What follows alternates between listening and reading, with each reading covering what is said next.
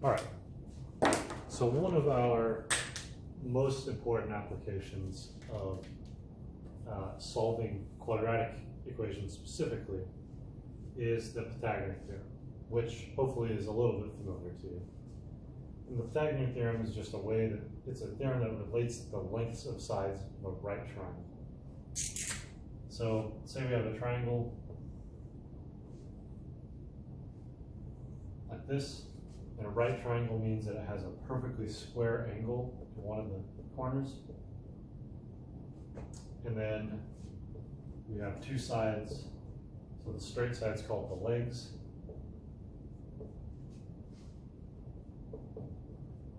And then the diagonal side, the one opposite the right angle, is called the hypotenuse.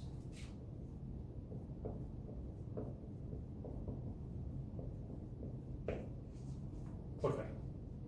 And what the theorem says is that if we have any right triangle like this, any triangle where the angle is 90 degrees there,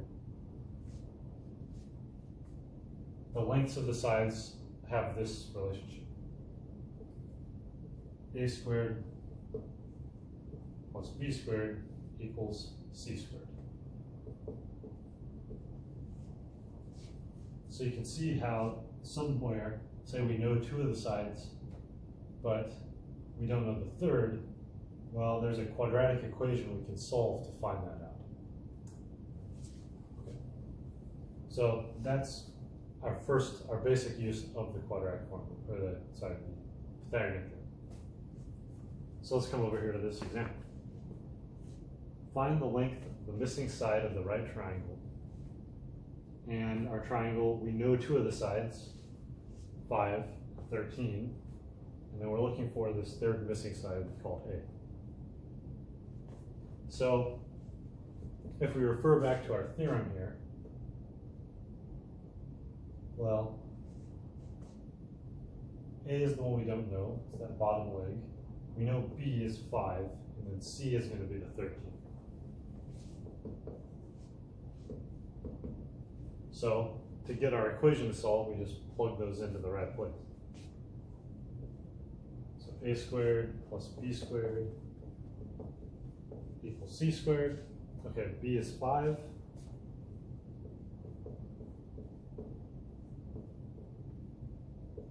C is 13. And then A is the only thing unknown. That's our quadratic equation in A. A is the variable. So let's go ahead and simplify that. We can solve by factoring, or we might be able to use the square root property for this one.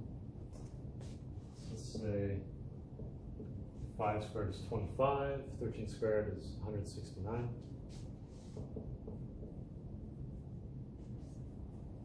All right, just go right here. So then, okay, maybe we want to use factoring. So let's subtract the 169. We need to have the other side equal to 0.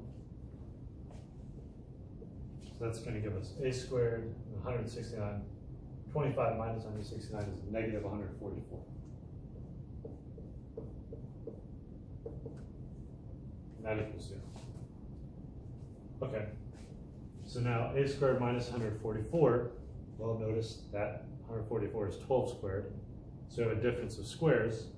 So we can factor that as a plus 12 times a minus 12 equal to 0. Okay, and then that means, so we split it into our two equations with the zero product rule. We get a plus 12 equals 0, or a minus 12 equals 0.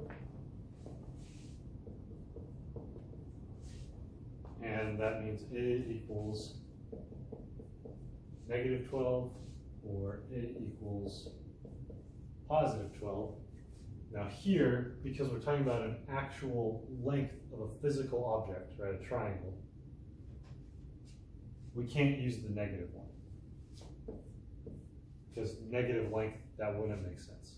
So our solution will be positive 12.